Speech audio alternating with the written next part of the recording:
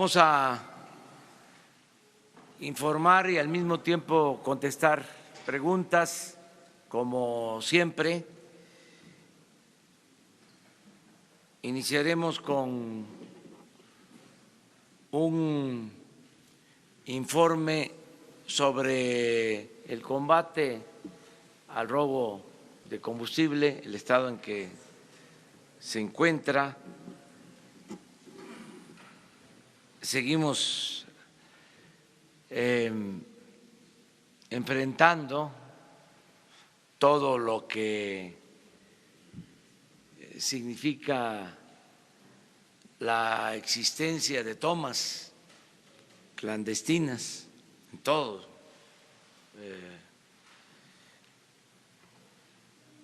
el entorno de los por donde pasan los ductos.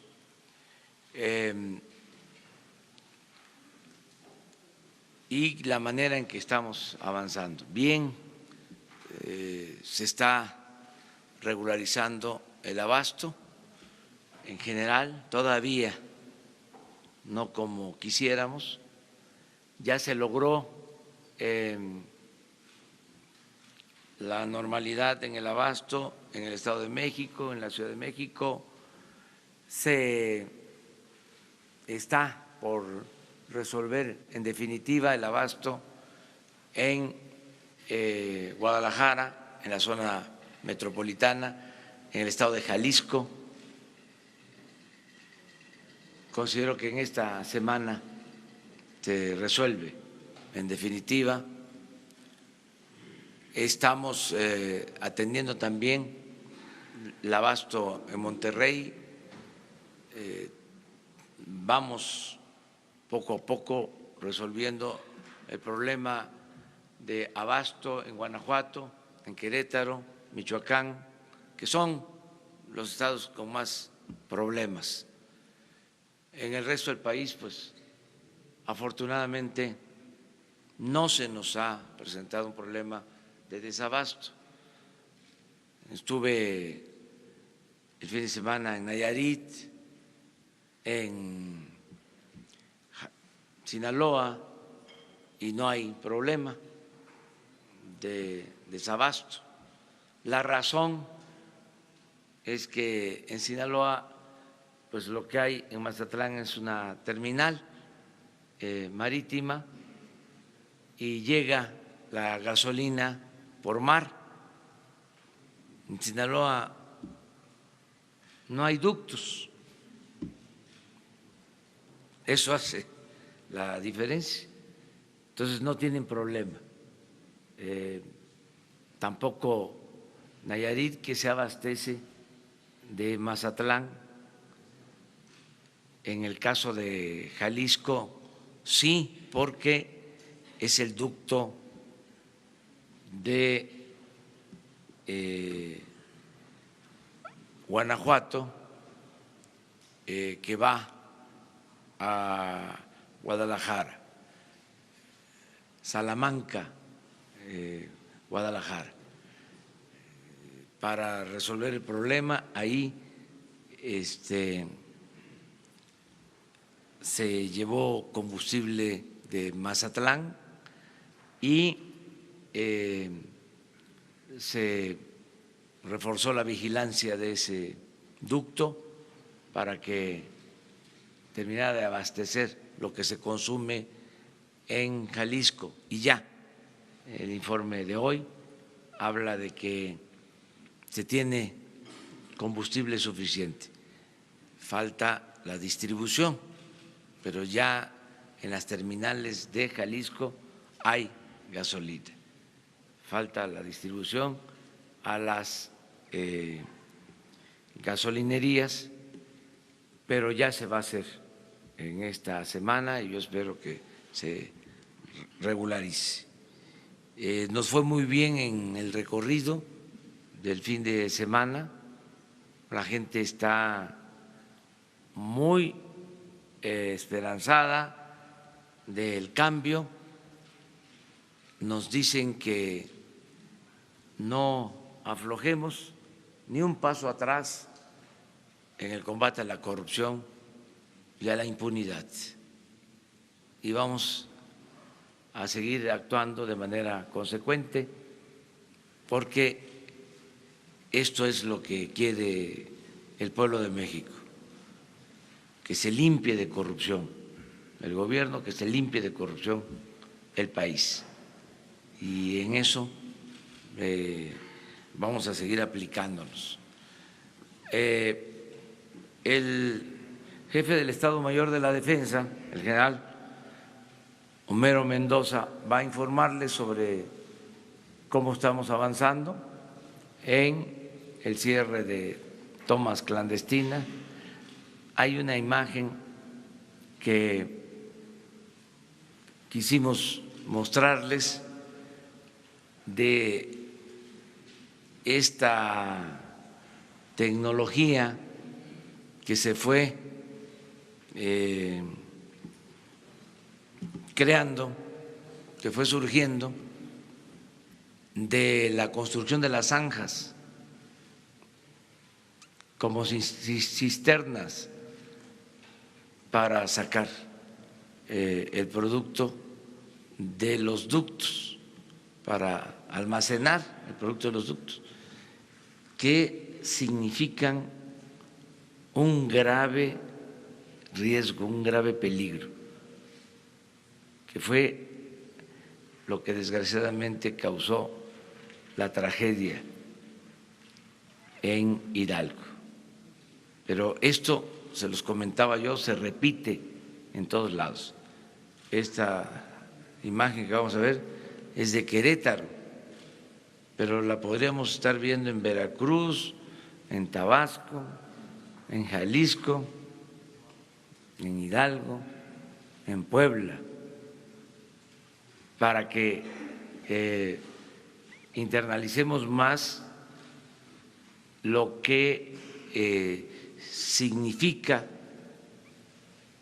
esta actividad ilícita en riesgo y cómo se fue permitiendo que se arraigaran estas prácticas, cómo hubo omisión, cómo no se hizo nada,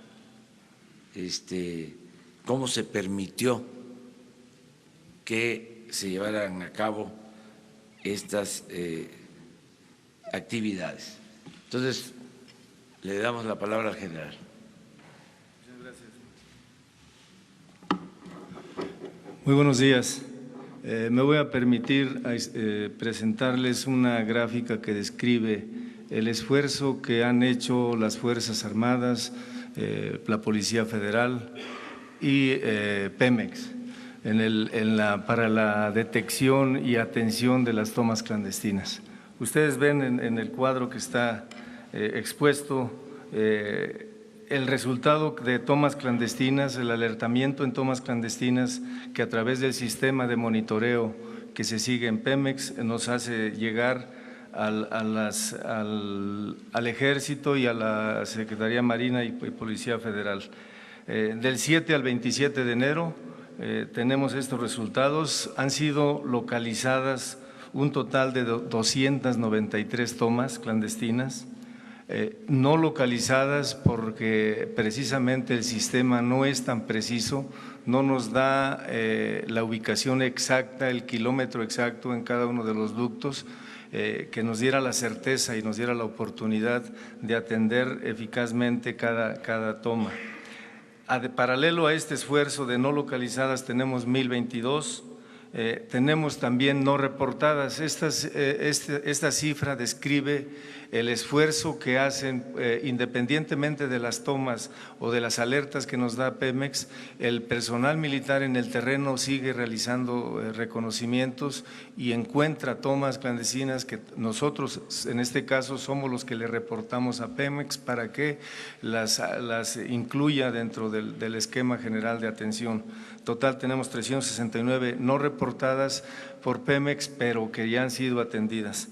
Un total nos arroja un total de 1,684 tomas clandestinas, de las cuales un promedio de 600 en realidad han sido atendidas y nos quedan estas 1022 que seguramente nos obliga a realizar un esfuerzo adicional que incluye unos reconocimientos más intensos, pero también la necesidad de que la Pemex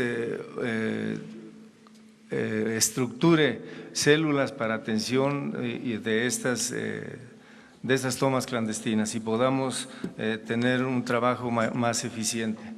Les voy a presentar, como indicó el señor presidente, en el San Juan del Río, muy cercano, a escasos 8 kilómetros de donde el día 18 tuvimos también, en el mismo día en el que se presentó la crisis en el estado de Hidalgo, también tuvimos una toma clandestina en Querétaro que provocó un incendio que fue controlado.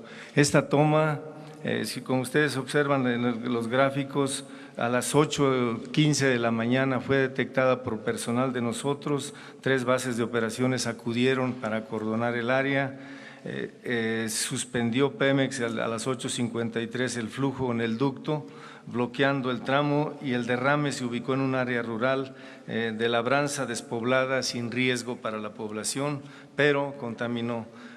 A las 10:50 se controló la fuga, quedando reparado el ducto. Tenemos ahí el video, a ver, por favor, pónganlo. Ustedes vean la magnitud de la ya sobre los canales de los riegos se ha esparcido el combustible. Ya se tomó conocimiento de la física de Pemex, ya viene ductos.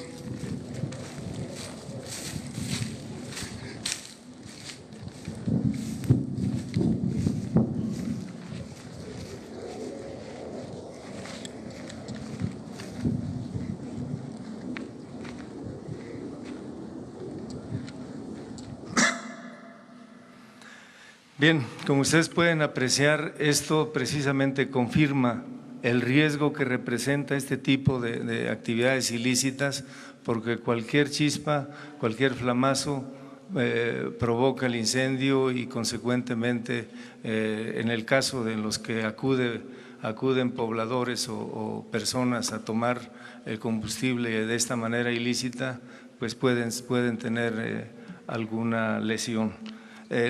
Tenemos otra toma clandestina. Esta tiene una particularidad, esta se fue encontrada en el tramo Salamanca-Guadalajara, en el municipio de Zapotlanejo. La particularidad de esta toma es que está sobre el ducto, no se percibía ningún olor, no había aroma, no había signos de que pudiera estarse utilizando, siguiendo el recorrido de la manguera, una manguera de alta presión. A 2 kilómetros del lugar encontramos el sitio en donde se estaba envasando el líquido. Esto nos obliga a nosotros, al personal que realiza reconocimientos terrestres, a extender sus reconocimientos, a hacer el esfuerzo a ambos lados de los poliductos para cerciorarnos de que no existan este tipo de tomas o este tipo de áreas de almacenamiento. ¿Es cuánto, señor presidente? Pues ahora los datos tristes sobre fallecidos y heridos por la tragedia de Hidalgo, el doctor Alcocer nos va a informar. Gracias, señor presidente. Muy buenos días. Efectivamente, seguimos en otro censo. Este es un censo entre la vida y la muerte, como que saben ustedes. Les quiero señalar que el fin de semana, en particular el sábado, fue el primer día en que no hubo un solo fallecimiento a consecuencia de este gran desastre. En las últimas 48 horas, entonces, fue solo un paciente fallecido. Tenemos en total 115 lesionados fallecidos a nivel hospitalario y lo que se ha recogido hasta ahora. Su ubicación, la mayor parte han sido concentrados en la Ciudad de México, 22 de ellos, en el Estado de México 4, en el Estado de Hidalgo siguen 3 pacientes y 3 también en Galveston que fueron trasladados en días pasados. En este informe, digamos, bueno, en el sentido de que van disminuyendo las muertes, les quiero comunicar que tuve la oportunidad de hacer una visita personal a los 8 pacientes que se encuentran en el Instituto Nacional de Rehabilitación, en el Centro Especializado de Investigación en Quemados, donde se pudo constatar en algunos de estos pacientes, todavía en gravedad, ya hay un estado de conciencia de ellos, están conscientes de su situación. Se ha iniciado la labor de mediano plazo con los injertos que tienen que recibir, con una buena aceptación y desde luego los familiares ya están conscientes de esto, mandan saludos, agradecimientos y pude constatar entre estos agradecimientos al señor Presidente de la República y más aún el evaluar que no les falta nada en los recursos, que médicamente así fue verificado por su servidor y en lo cual están avanzando en lo que se les debe dar a todos ellos. Muchas gracias, esa es la información. ¿Perdón? 32. Doctor, perdón. ¿El estado de salud de estas 32 personas podría considerarse como delicado, grave o cuál es su evolución? Sí, y sin lo dinámico de esto, hablar de estas cifras no es fácil. La gran mayoría, por una lógica de que los más graves han fallecido, tienen un futuro, un pronóstico mejor. Sin embargo, todavía hay la mitad de ellos, podríamos decir en forma aproximada, tienen que pasar, están de una terapia intensiva, tienen que pasar a una situación más estable y donde desde luego esto se acompaña de potenciales decesos, pero desde la perspectiva médica esto va mucho mejor al cumplirse 9 días de esta situación. Muchas gracias. Muy bien, pues entonces vamos a preguntas y respuestas. Ayúdenme, ¿no?, para proponer. Vamos acá, a la derecha.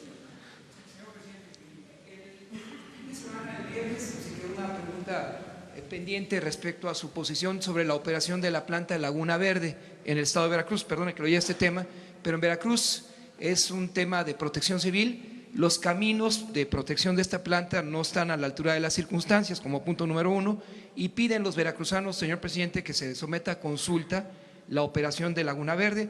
30 años de mares de corrupción y falta de seguridad, por un lado.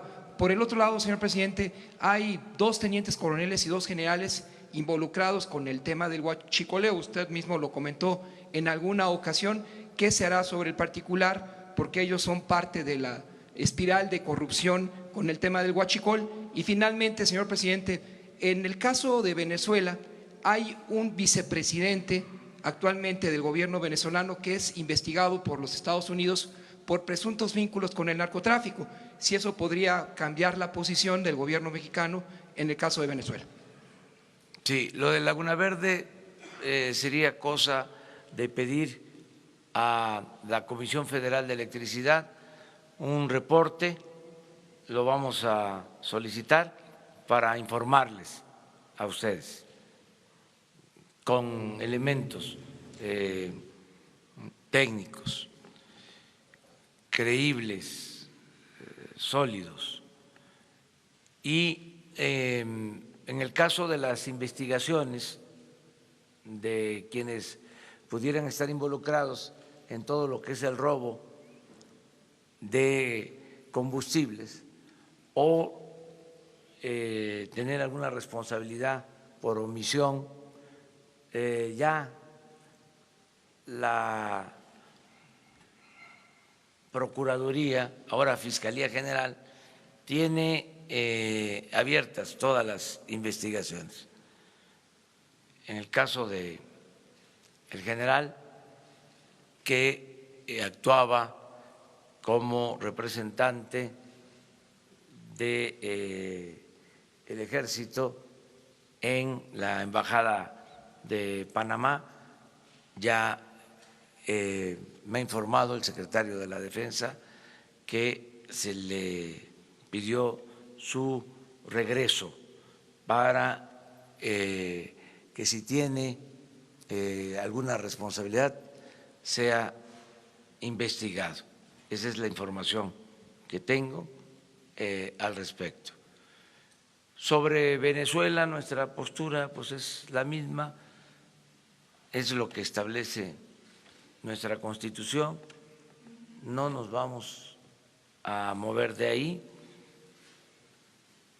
porque tenemos que ser respetuosos de los principios de no intervención, de autodeterminación de los pueblos, de solución pacífica de las controversias. Esto se ha aplicado durante mucho tiempo en la política exterior mexicana, son principios básicos. Cuando no se han aplicado estos principios, no se ve bien. La recomendación de nuestros diplomáticos es que nos ciñamos, que nos ajustemos a los principios constitucionales, que seamos muy prudentes de no intervenir en asuntos de otros pueblos, para que también de esa manera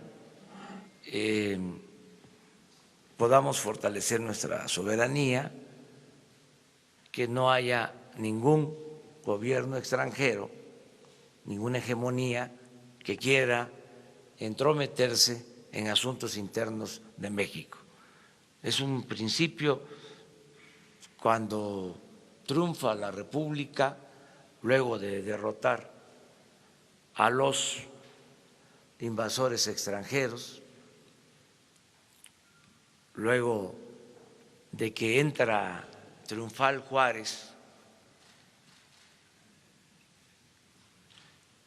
al triunfo del movimiento liberal, de la derrota del conservadurismo, cuando se reafirma de que México iba a ser un país libre, independiente, soberano, es cuando se pronuncia ese memorable discurso cuya frase sintetiza lo que es nuestra política exterior entre las personas, entre los individuos, como entre las naciones. El respeto al derecho ajeno es la paz. Dicen algunos que es un principio anacrónico, que han cambiado las cosas. Nosotros consideramos que es un principio vigente. Tan es así que está en nuestra Constitución, en el artículo 89, fracción 10ª. Entonces, vamos a seguir actuando de esa forma, de esa manera. Gracias, presidente. Buenos días, Estefano Ochoa de ADN 40. Yo quisiera saber cuál es su reacción sobre el tuit que esta mañana publica el expresidente Vicente Fox, señalando que Olga Sánchez Cordero y Alejandro Hertz Manero trabajaron con él de la mano desde la Suprema Corte y con las fugas de los ductos. Esto en relación a lo que nos comentó el viernes pasado. Y en otro tema, preguntarle si en la reunión, en el encuentro que tuvo con el gobernador del Estado de México, Alejandro del Mazo, hablaron sobre el tema del feminicidio, porque el día de ayer fue encontrado el cuerpo de una niña de 11 años en Chimalhuacán después de haber desaparecido hace algunos días. Gracias. No voy a engancharme con ese asunto del expresidente Fox. Él está muy activo, opinando bastante. Yo lo único que puedo decir que en un sistema político como el nuestro la responsabilidad principal la tiene el presidente, no los colaboradores. Si hay voluntad política del presidente de que las cosas cambien, se logran los cambios. Si el presidente dice no va a haber corrupción y hay esa voluntad política de evitar la corrupción, se avanza. El ejemplo se da arriba, no tiene que ver con los colaboradores. Ese es mi punto de vista, en general, como concepto. Depende de los presidentes. Por eso, cuando se habla de juzgar a corruptos, siempre he pensado que se tiene que empezar, si eso es lo que conviene a la nación, de arriba para abajo. Y lo que estamos haciendo es limpiar al gobierno de corrupción precisamente de arriba para abajo. ¿La otra pregunta? Sobre su encuentro con el gobernador Alfredo del Mazo. Sí, hablamos sobre lo que tiene que ver con la seguridad en el Estado de México, feminicidios, todo, desde luego.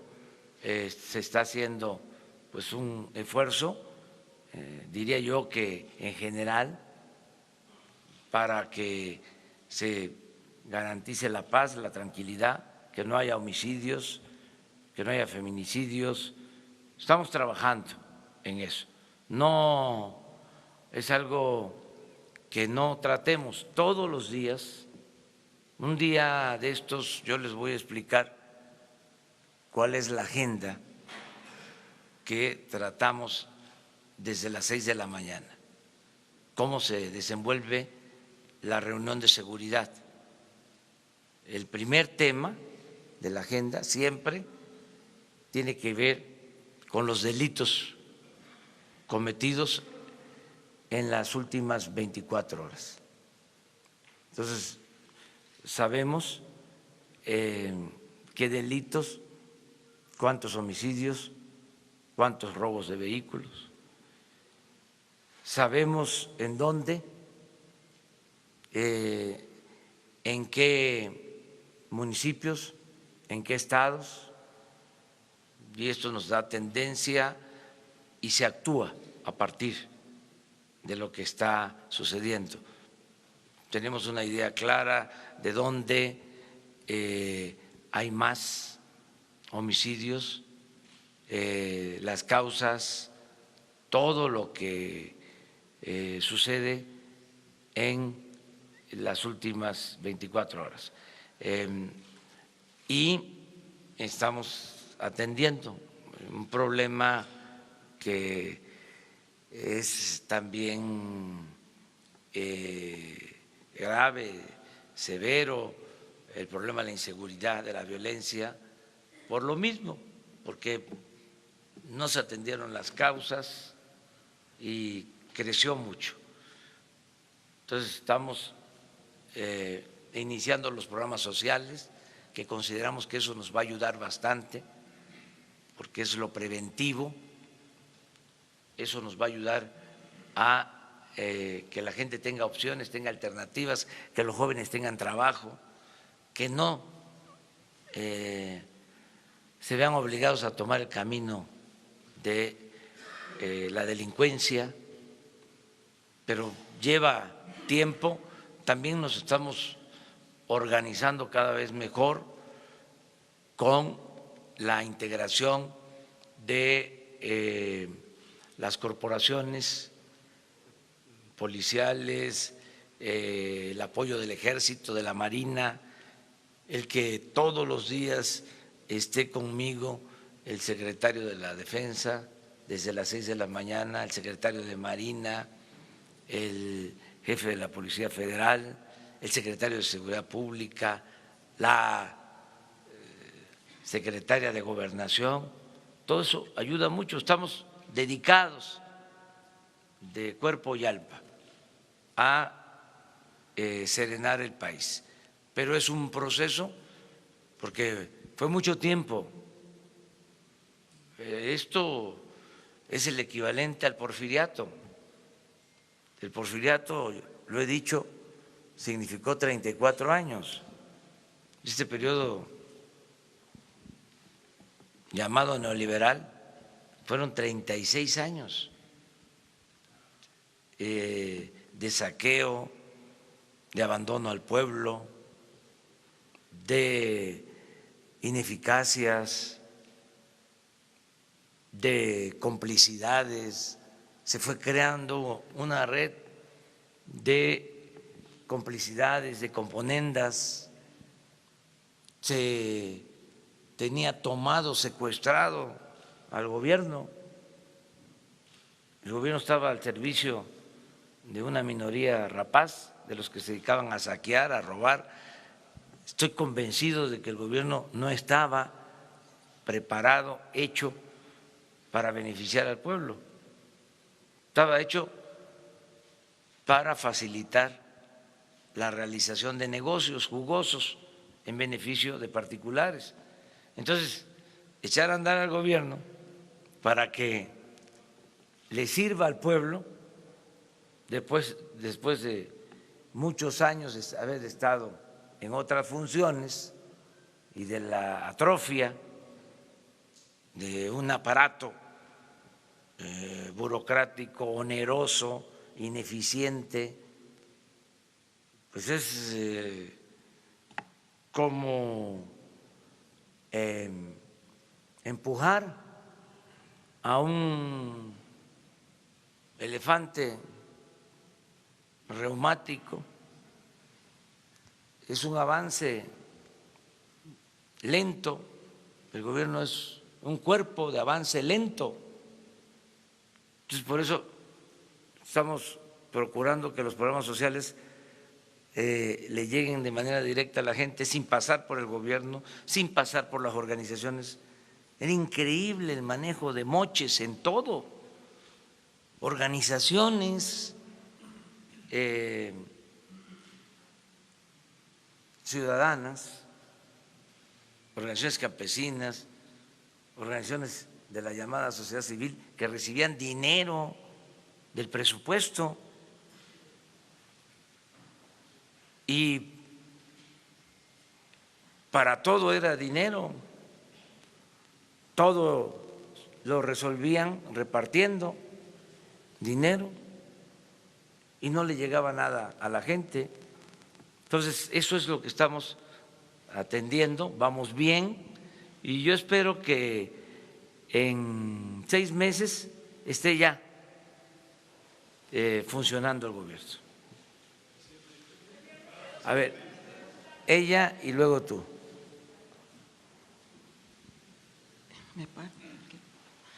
Gracias, señor presidente. Nancy Rodríguez, del portal Oro Sólido en Redes.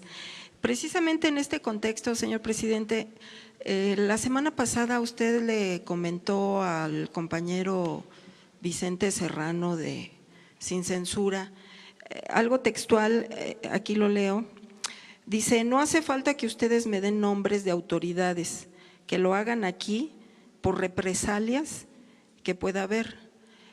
Efectivamente, ser periodista en México es muy peligroso, casi como ser policía o soldado, ¿no? Pero pues ni un paso atrás, señor presidente. De alguna manera nosotros lo sabemos y pues hay que seguir denunciando y más a los corruptos, ¿no? Y señalando. Entonces mi pregunta es si usted ya sabe o ha advertido o tiene conocimiento de algunas amenazas a los reporteros que venimos a su conferencia. Gracias. No, nada de eso. ¿O por Y qué lo dije porque todos podemos ayudar en el combate a la corrupción. Y en el caso del gobierno nuestro, o sea, a mí me ayuda mucho si ustedes señalan que hay un funcionario público, como se hizo aquí. Alguien planteó de que habían 3 funcionarios nombrados en Pemex que estaban presuntamente involucrados en la estafa maestra. Entonces dijimos, vamos a investigar, ya tenemos un plazo de una semana, ya le pedimos a la secretaria de la Función Pública que nos informe. Ya va corriendo el tiempo, creo que a mitad de semana se cumple el plazo y aquí les decimos sobre estos 3 servidores públicos. Esa es una contribución porque eso yo no lo sabía. Es parte de la investigación periodística. No quiere decir que la investigación periodística sea acertada y que con una investigación periodística ya se destituye a un servidor público. Pero si hay elementos, si esa investigación periodística se puede complementar con una investigación de la Secretaría de la Función Pública y resulta de que sí hay una vinculación, pues entonces en automático se despide al servidor público. A eso me refería, que nos ayuden, que ya no haya impunidad para nadie y que con absoluta libertad se exprese. Y hay distintas maneras de hacerme llegar la información y yo podría recibirla. Afortunadamente no hay censura ni hay ningún problema de amenaza a quienes hacen denuncia y no lo vamos a permitir.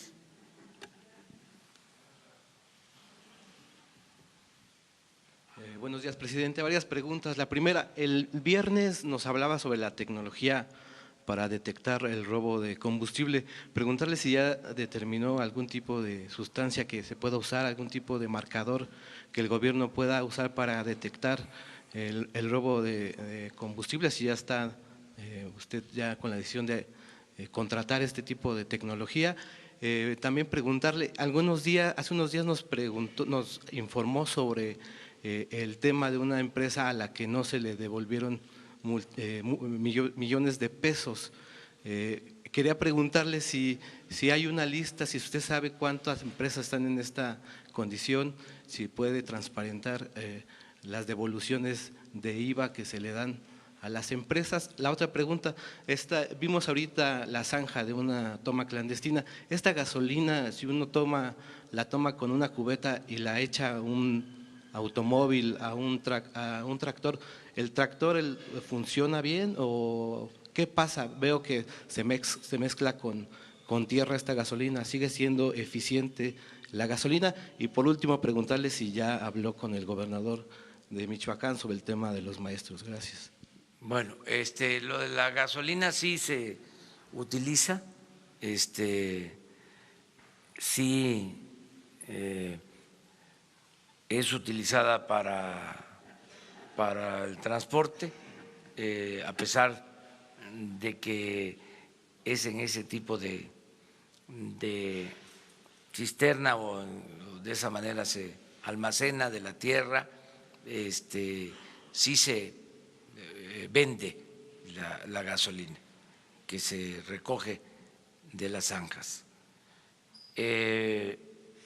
No he hablado con el gobernador de Michoacán, estaba en una visita de trabajo, pero sí hemos estado atendiendo el tema en Michoacán. Ya se transfirió el dinero para que se le pagara a los maestros. Desde el viernes se les entregó el dinero al gobierno del Estado. Tengo entendido que ya están pagando. Sin embargo, están ellos demandando otras cosas. Nosotros no vamos a caer en ninguna provocación. Si son fines políticos, no vamos nosotros a ceder ni a reprimir. Cada quien se va a hacer responsable de sus actos. Cuando hay una actitud de intransigencia, cuando no hay una causa justa por la que se protesta, sino son otras razones, pues la misma gente se da cuenta y esto no ayuda a ninguna organización. No lo puedo asegurar, pero ellos tienen que entender que son otros tiempos. Nosotros no estamos en contra del pueblo ni somos represores. Al mismo tiempo, tenemos autoridad moral suficiente, no tenemos problema de conciencia, como para no dejarnos chantajear por nadie, sea quien sea. El gobierno representa al pueblo, el presupuesto es dinero del pueblo. Si no hay razón, no vamos a ceder. Es Juárez gobernando, el ejemplo de Juárez. Nada por la fuerza, todo por la razón y el derecho. No tengo el dato, pero era lo que se estaba solicitando. Aclaro que no es una responsabilidad del gobierno federal, es del gobierno del Estado. Se le adelantó al gobierno del Estado un recurso para que pudiera atender la demanda. Sí, ellos dicen que de todas maneras le van a seguir y que ahora va a ser por otras razones, están en libertad.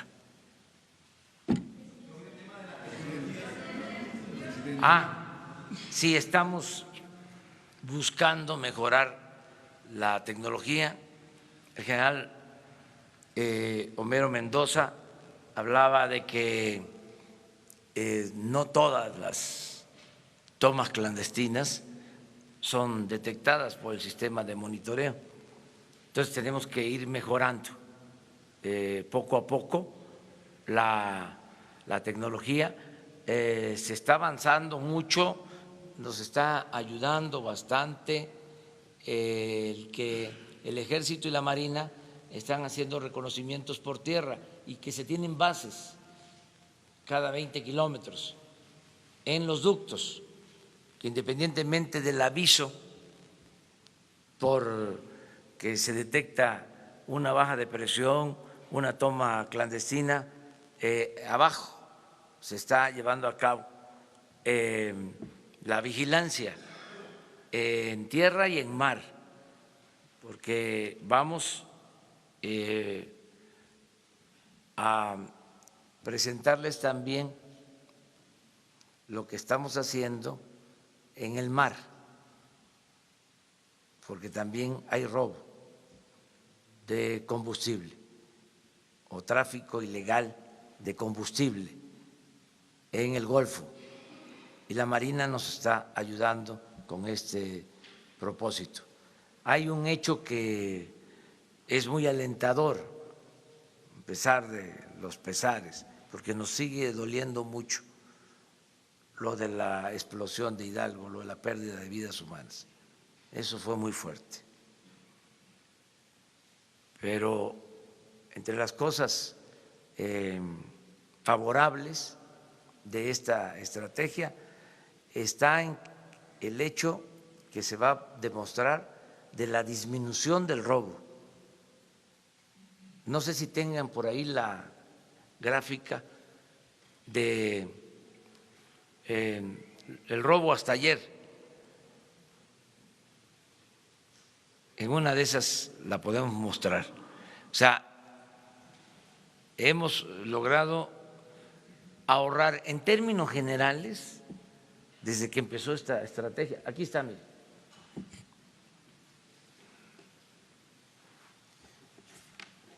Con el permiso.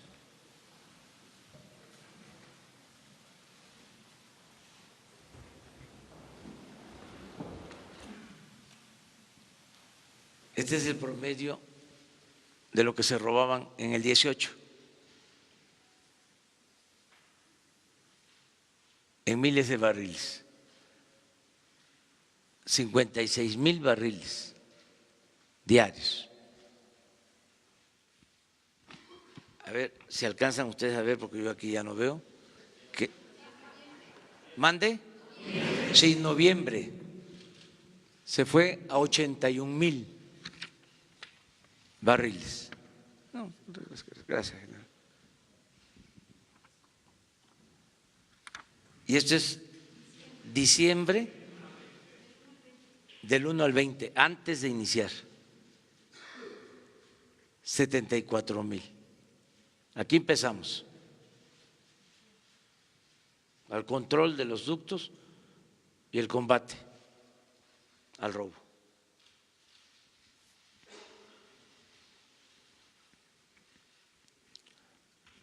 %65 menos en dinero,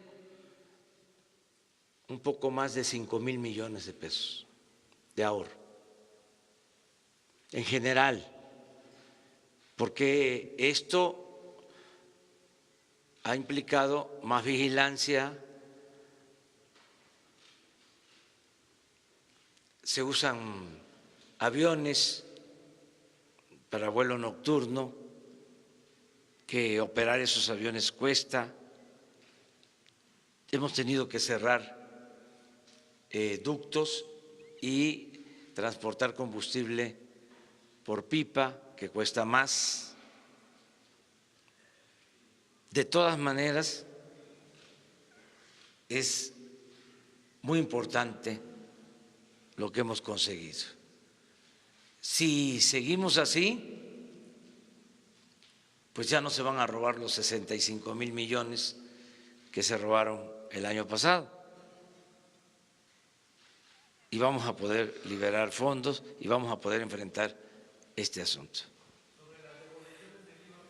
Sí, aquí me están pasando el informe.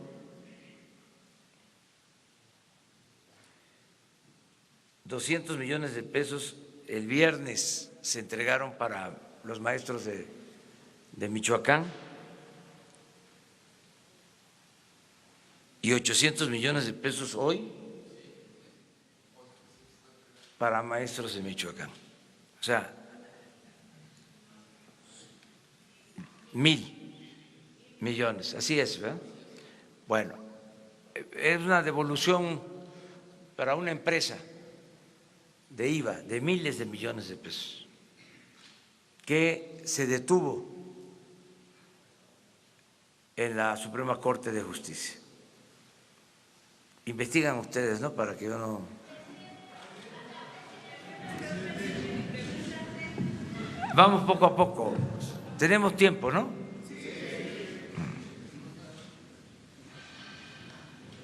Gracias, presidente. Buenos días.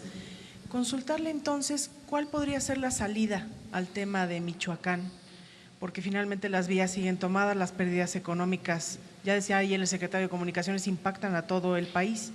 ¿Cuál podría ser la salida si ya están los depósitos y si ahora crecen las demandas nuevamente? Yo espero que tengan ellos conciencia de que ya se les atendió, tomen la decisión de liberar las vías. Eso es lo que yo espero. No lo descarto, porque ya no habría motivo, ya sería pues un capricho y entonces pues no quedarían bien, serían mal vistos, porque les adelanto, no voy a dar la orden de reprimir al pueblo. No es debilidad, es que me voy a apoyar en la fuerza de la opinión pública. Quienes sin razón actúen de esa forma se van a debilitar mucho como organización. Yo conozco de esto. Las intransigencias no son opción, no son alternativa, no tienen nada que ver con la izquierda. Ese radicalismo tiene que ver con el conservadurismo, es cuando los extremos se tocan. Eso tiene que ver con la extrema derecha. Es un conservadurismo disfrazado de radicalismo. Eso hay mucho, pero eso no prospera, porque no hay un gobierno antipopular, no existe un gobierno entreguista, no existe un gobierno corrupto, no hay motivo, se está atendiendo y también, si no es responsabilidad del gobierno federal, no podemos nosotros atender algo que corresponde al gobierno del Estado. Estamos ayudando, transfiriendo estos fondos al gobierno del Estado. Yo espero que se resuelvan las cosas, pero no voy a caer en ninguna provocación, que lo otro es, a ver, mandamos a la gendarmería a desalojarlos. No. Por principios no lo hacemos. Nosotros estamos en contra de la represión y pensamos que así es mejor. Si no, quién sabe qué pueda haber ahí detrás. Presidente, también consultarle sobre este nuevo fenómeno que se ha registrado ahora con la estrategia de combate al robo de combustible. Se cierran los ductos y entonces ahora quienes se dedican a esa actividad ilícita aprovechan que el ducto está vacío para realizar varias tomas o abrir o picar varias veces el tubo y tener entonces más acceso a combustible de manera ilegal cuando se abre el ducto. Sí. ¿Este fenómeno cómo lo van a enfrentar? Lo estamos atendiendo. En efecto, se carga el ducto, se empaqueta, así se le dice, y lo pinchan, se tiene que cerrar y lo que queda de producto es lo que ordeñan, es lo que extraen, pero ya estamos viendo eso también. ¿Mande? ¿No resulta contraproducente el haber No. cerrado y que se generen más No, pinchazos? es que antes, y ese es el cambio, se mantenía abierto, sonaba la alarma, podía estar todo un día sonando la alarma de la fuga, de la toma clandestina, de la baja de presión, y no se atendía. y a veces se argumentaba de que era para no afectar el abasto. Entonces, no afectas el abasto, pero permites el robo. Entonces, lo que se hizo fue cerrar cada vez que tenemos una baja de presión y ir al terreno para evitar que se roben el combustible. Pero sí hay eso que tú estás planteando. Lo vamos a ir corrigiendo. Precisamente por eso no se termina. Además, era una práctica muy arraigada. Hemos bajado, pero todavía. O sea, ya no se roban 800 pipas, pero ayer se robaron 200. O sea, es un proceso. Todo esto se va a ir mejorando con la llegada de los carrotanques, con más tecnología, con más vigilancia, fortaleciendo las brigadas, cuadrillas de trabajadores que atienden las fugas. Es un proceso. Ya iniciamos y lo vamos a resolver. Y luego vamos a tener que reforzar toda la seguridad.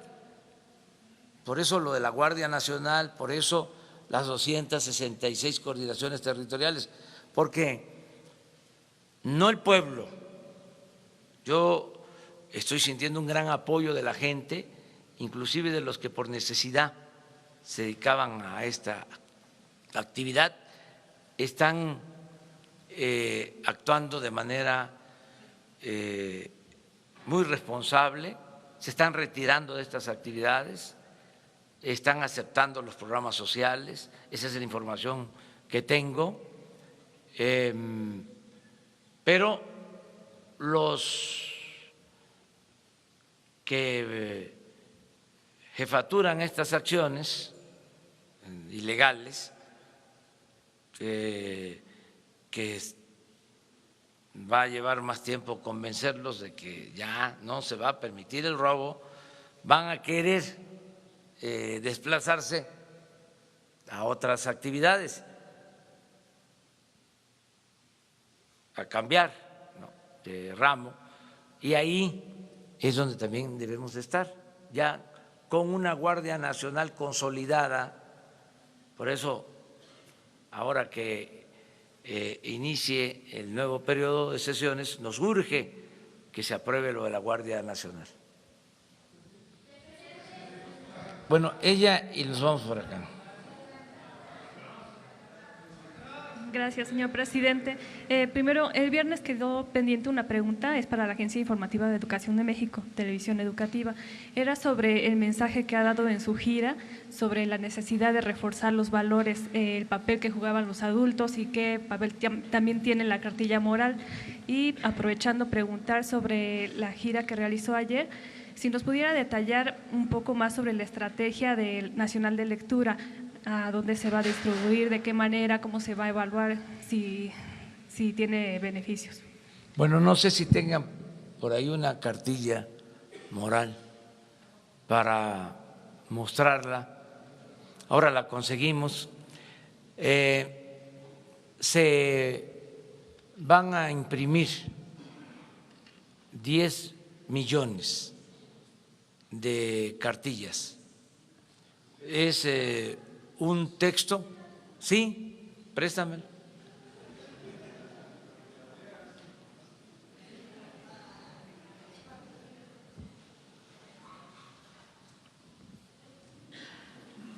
Es un texto básico para fortalecer valores. Es un documento, un escrito de Alfonso Reyes sobre los valores, los preceptos fundamentales, el amor a la familia, el amor a la naturaleza, el amor a la patria, el amor al prójimo,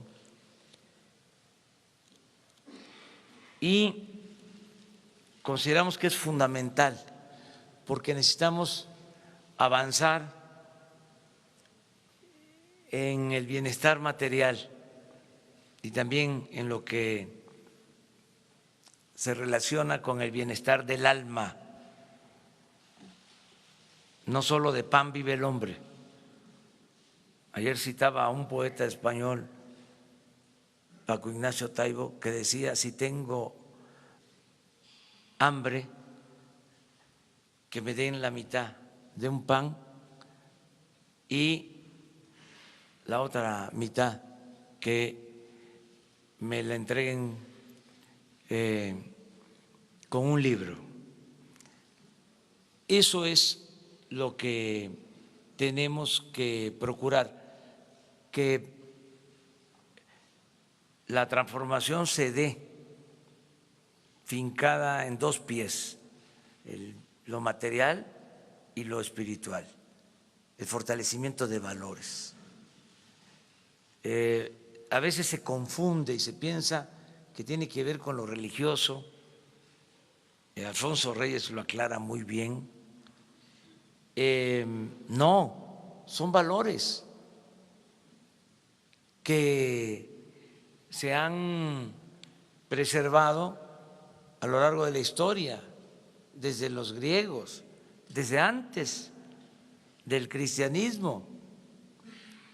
Y estos valores, pues necesitamos infundirlos, pero además ya se tienen en nuestra sociedad, en nuestras familias, en los pueblos, en las comunidades.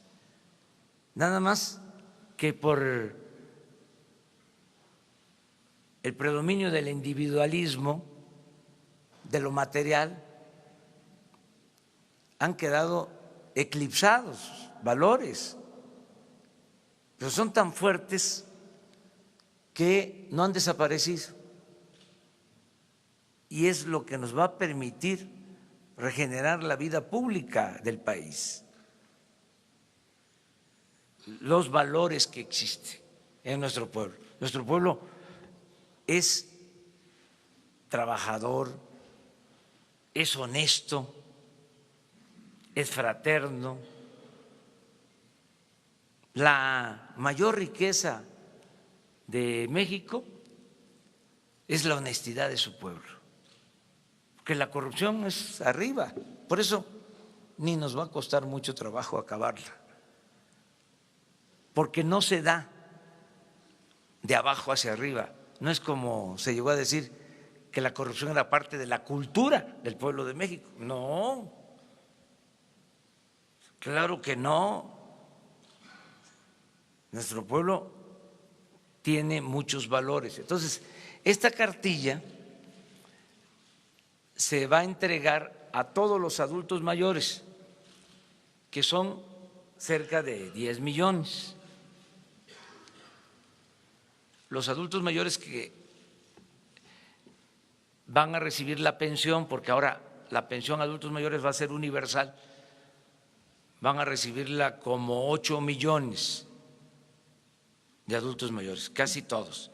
Y les estoy pidiendo que con sus hijos, con sus nietos, en la familia, nos ayuden a leer, hacer un círculo de estudio sobre la cartilla para fortalecer los valores. Fíjense que esta cartilla tiene adquirido los derechos de autor por la SEP. Es una historia interesante, porque en 1992 se iba a editar, es más, se mandó a hacer para distribuirla en las escuelas a los maestros. Y en aquel entonces los dirigentes sindicales dijeron que era una intromisión religiosa y ya hecha se quedó en bodega. Por eso ahora, cómo han cambiado las cosas, ¿verdad? Las vueltas que da la vida. Ahora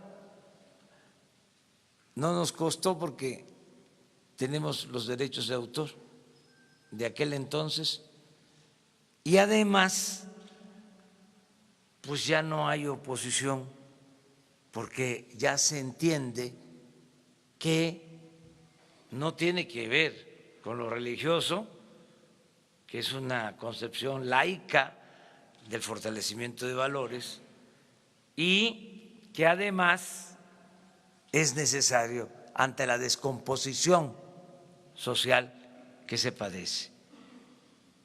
Ayer se inició el programa de fomento a la lectura en Mocorito, Sinaloa, porque ahí en el Porfiriato, en Mocorito, se publicó una de las revistas de literatura más importantes que han habido en la historia, la revista Arte, de Enrique González.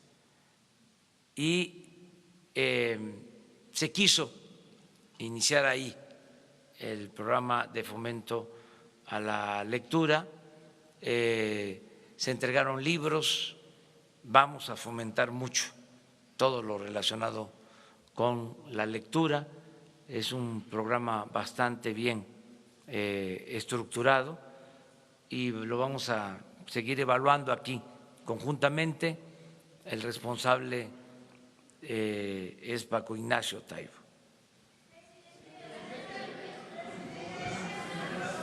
Vamos atrás, contigo.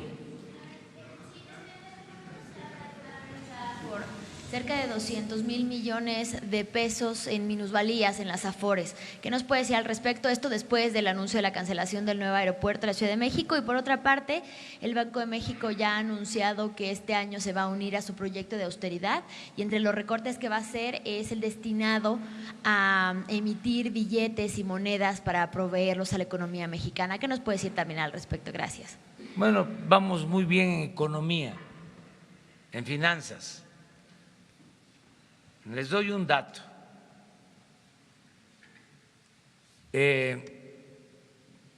Llevaba tiempo, 20 años, desde hace 20 años, si es que la información del Financiero es buena, en que no se apreciaba el peso, como ha sucedido en las últimas 8 semanas, 20 años, que no se fortalecía el peso de manera consecutiva. ¿Qué más les puedo decir? Es más, ya ni quiero hablar de eso. Toco madera. Pero yo creo que es un buen indicador. No, acerca de los Afores, están garantizadas. Las Afores, esto es los ahorros de los trabajadores protegidos, garantizados, y ya se tiene un plan que se presentó para que obtengan mejor rendimiento. ¿Y por qué las pérdidas de más de 200,000 millones de pesos? No hay esa pérdida. Yo le voy a pedir a la Secretaría de Hacienda que les informe, porque hay pues información que a veces no corresponde a la realidad. Ok, ¿y el Banco de México no necesita entonces emitir más monedas ni billetes? No me meto en eso porque es autónomo el Banco de México y vamos a respetar su autonomía, que ellos resuelvan sobre eso. 3 aquí en medio. Primero, segundo y tercero. Bueno, y luego tú. ¿A mí? ¿A mí, presidente? Sí. Presidente, buenos días. Carlos Pozos, de Líderes Mexicanos y Petróleo y Energía.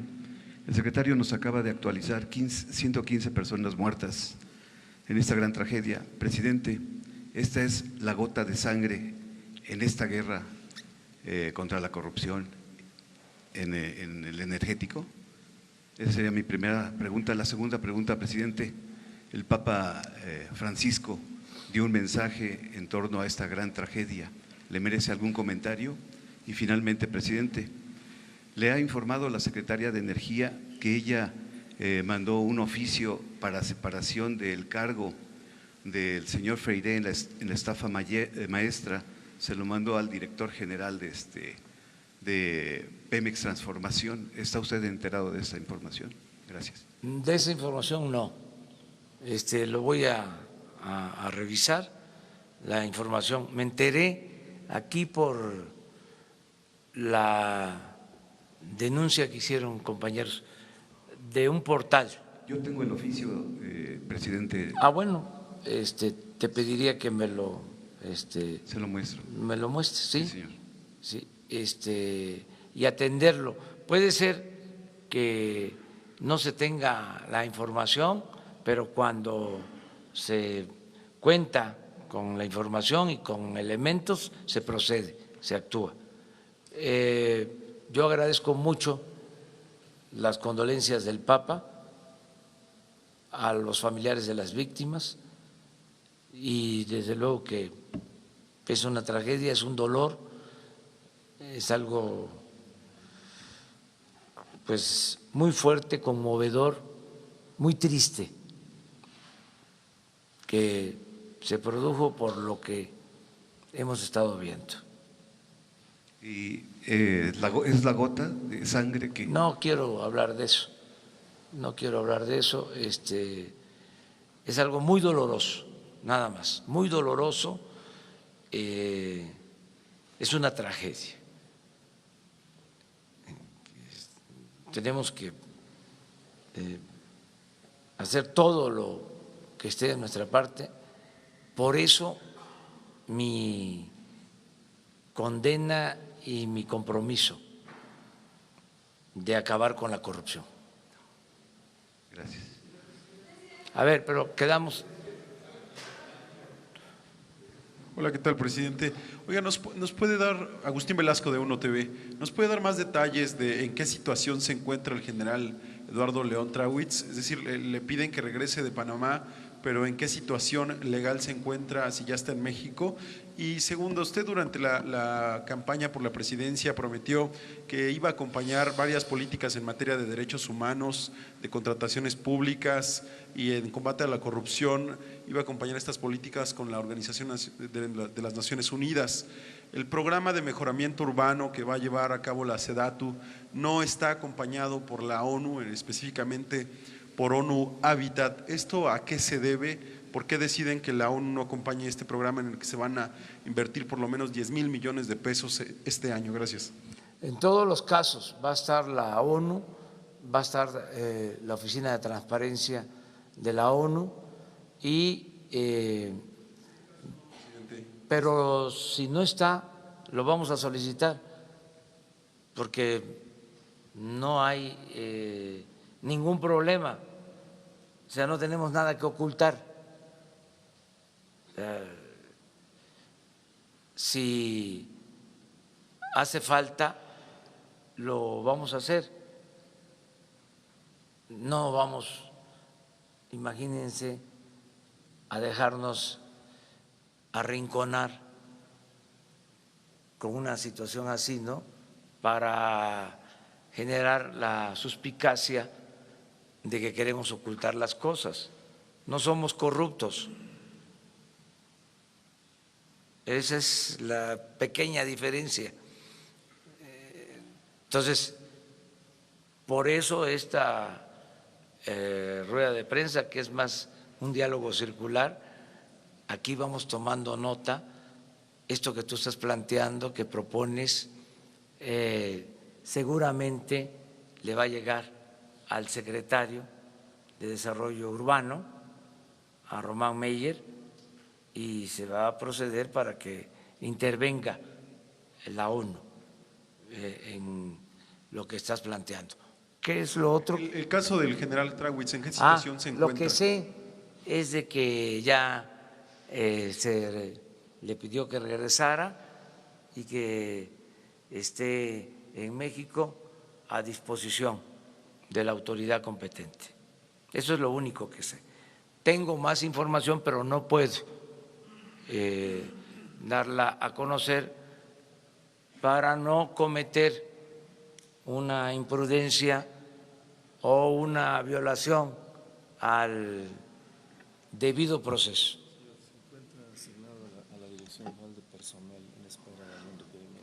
A ver, usted mismo. Perdón, el general regresó de su comisión que tenía en Panamá y se encuentra asignado a la Dirección General de Personal en espera de que se le presente o se le haga algún requerimiento legal o administrativo en razón a su función como jefe de la subdirección de salvaguarda de la Pemex. ¿Está arrestado? No, bajo ningún concepto. Él está asignado a la Dirección General de Personal. No hay hasta ahorita nosotros no tenemos ninguna notificación oficial o judicial respecto a él. Únicamente espera a que se le notifique alguna. Simplemente fue una medida asumida por la Secretaría de la Defensa Nacional de tener la oportunidad de que en caso de ser requerido se presente.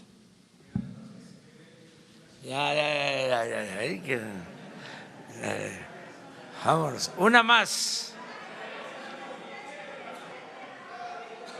Allá, mira, allá. Y tú también. Hola, presidente. Mucho gusto, muchas gracias. Soy Nino Canún, vetado hasta el 1 de julio y posteriormente hasta el 1 de diciembre. Vetado de todos los medios de comunicación. Gracias a usted, regreso a los medios de comunicación. ¿Vetado por qué? Por Peña Nieto y por Luis Videgaray. Pero usted no se quería enganchar con Fox, lo voy a enganchar con Fox. Fíjese que en el 2006 yo estaba entrevistando a Marcelo Ebrard en Grupo Radio Centro. Y en ese momento llegó Francisco Aguirre y Carlos Aguirre, me dijeron, vámonos porque Fox nos está esperando. Entonces Ebrard dijo, no, hasta que no se termine la entrevista. No, nos vamos porque el presidente nos está esperando. Bueno, pues ya llegamos a Los Pinos y, oh sorpresa, estaba el presidente Fox con Luis Carlos Ugalde, presidente del IFE. Dije, caramba, se juntaron ambos. Y en ese momento dijo, pues en las encuestas va muy abajo Calderón. Y López Obrador es un peligro. Vamos a ver qué tenemos que hacer para ayudarlo a Calderón. Bueno, tú, Nino, vas a conducir todos los noticiarios de ese día. Vas a conducir todas las estaciones radiofónicas de Grupo Radio Centro el día en que se lleve a cabo la elección. Bueno, pues estamos en tus manos. Ya, ahí se terminó, ahí concluyó. Salimos y, oh, sorpresa, estaba Raimundo Rivapalacio, director del Universal, y el señor Ili Ortiz esperando entrar para que les dijeran exactamente lo mismo. Usted no se quería enganchar con Fox, pero yo creo que ya se enganchó en esta. Y la otra, fíjese que pues eran 1.680 millones de pesos que se tomó el señor Carlos Romero de Champs, para entregárselos a La Bastida. Se dijo que no se los dio a La Bastida, que se los dio a Emilio Gamboa. No, que no se los dio a Emilio Gamboa, que se los dio a Esteban Moctezuma, actualmente secretario de Educación. Pero no, Emilio Gamboa dijo, no se los dio a nadie, se los dio a Diodoro Carrasco, que era el secretario de Gobernación con Zedillo. Pero bueno, pues ahí se quedó ese dinero y ganó Fox. Qué raro, ¿no? Si tenían 1.680 millones de pesos que jamás utilizaron. Enrique Peña Nieto llega a mi casa y cuando llega a mi casa me dice, quiero que seas el próximo director de comunicación social conmigo.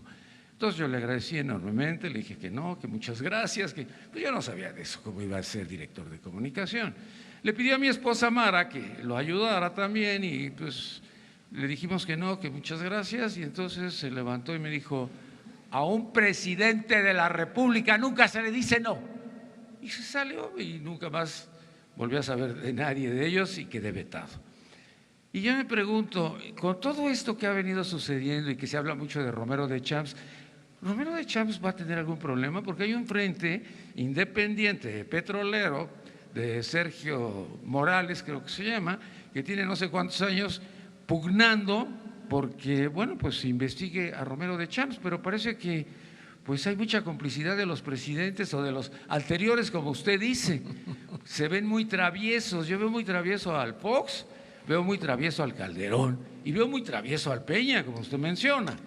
Entonces, ¿no será que, bueno, pues los traviesos no le permiten a usted poder llegar a cabo una investigación? Y nuevamente, señor presidente, muchas gracias, porque gracias a usted regreso nuevamente. Y le quiero decir que estaba yo esperando la llamada de Emilio Azcárraga porque lo fui a ver a Televisa, la de Ricardo Salinas de Televisión Azteca y de Tristán Canales, que nunca me hablaron, Olegario Vázquez, que yo creo que perdió mi teléfono, MBS de Vargas, pues me dijo, ya, contratado, y nunca más me volvieron a llamar. Parecía que estaba yo vetado, pero ahora se me abrieron las puertas. Cuando llega usted, se abren las puertas, la libertad de expresión termina con la ley Mordaza, y yo soy muy agradecido al presidente de la República y muchas gracias, señor. Bueno, muchas gracias, Nino. Pues qué interesante, ¿no?, poder tener estos diálogos abiertos, que hablemos aquí con libertad y con franqueza. Esto es la comunicación sin censura. Felicidades por regresar, ¿sí?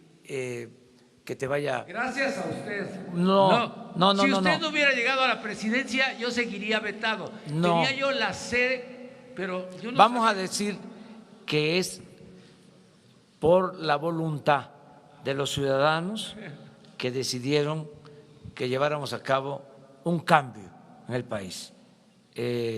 Fueron millones de mexicanos que votaron por un cambio verdadero. Y acerca de lo que estás diciendo de Romero de Champs, a una pregunta del Reforma, yo dije que íbamos a solicitar información sobre el estado que guardan las denuncias contra Romero de Champs, si existían denuncias sobre robo de combustible. Y ya pasó el tiempo, yo hago el compromiso con ustedes de que pasado mañana informamos. Ya había una solicitud que se hizo, Gobernación hizo la solicitud a la Fiscalía General, se dio una respuesta, pero se está indagando más. ¿Se acuerdan que surgió el tema porque hubo una investigación periodística? Yo dije, bueno, esa es la investigación periodística, pero vamos a ver qué pasa en el proceso legal judicial, porque no podemos solo basarnos en una investigación periodística. Entonces estamos recabando información para ver cómo están estas denuncias, si existen estas denuncias, y aquí, con toda transparencia, informarlo a ustedes. Pasado mañana. Señor presidente, muchas gracias. Gracias a usted, regreso a trabajar. Gracias a usted, no al pueblo de México. Gracias al presidente de la República, presidente constitucional de los Estados Unidos mexicanos. Muchas gracias. Bueno, mañana.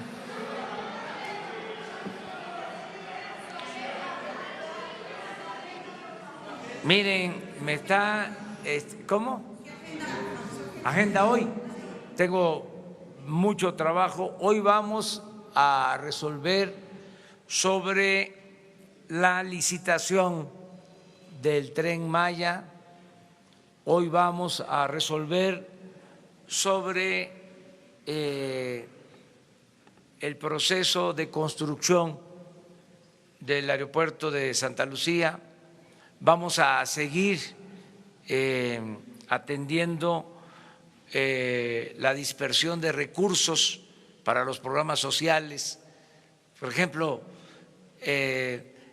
tenemos los fondos, pero se requieren los censos y se requiere que el adulto mayor que no estaba incluido tenga su tarjeta.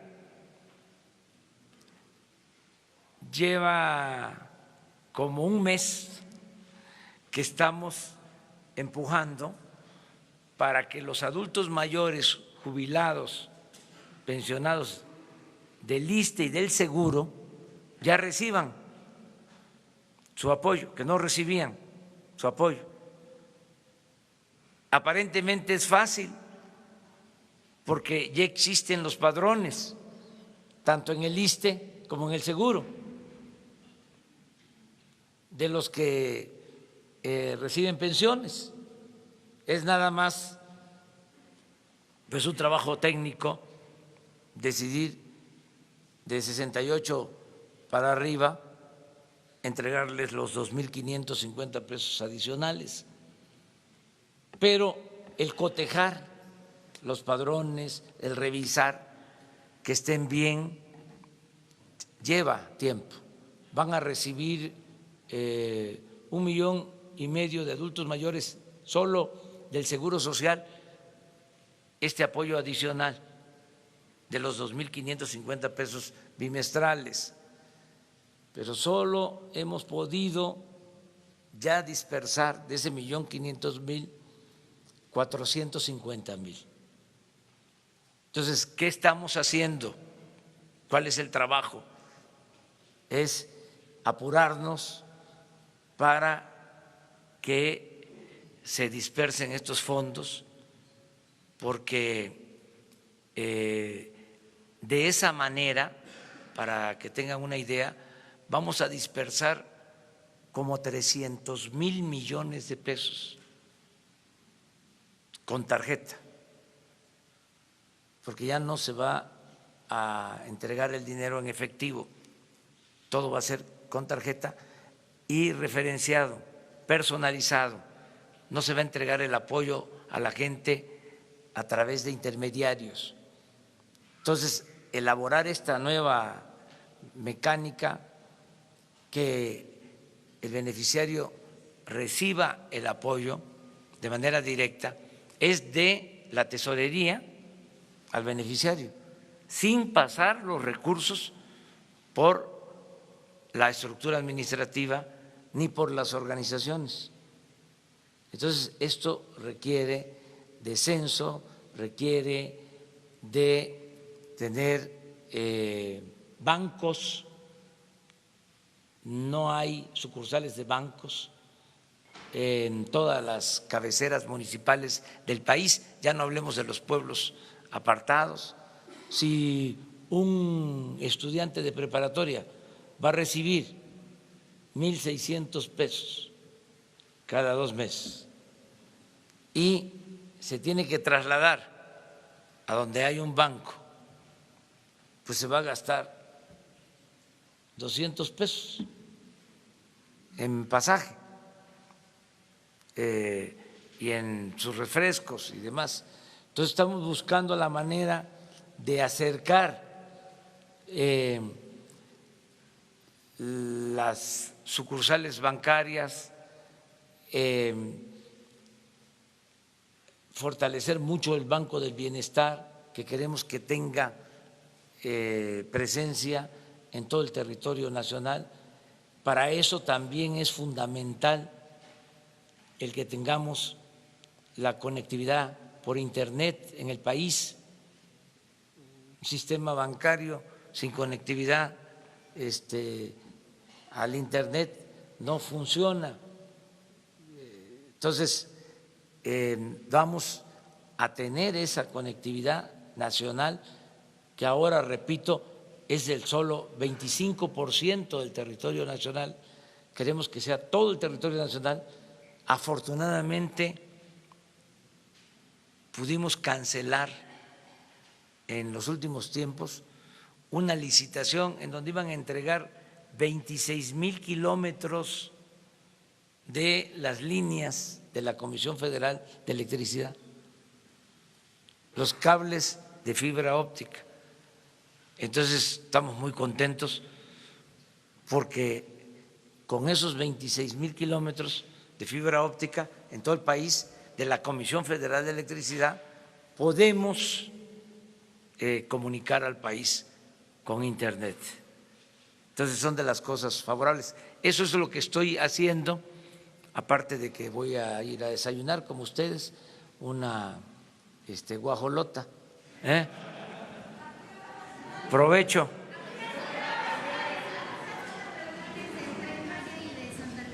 Ahora mismo empezamos ya.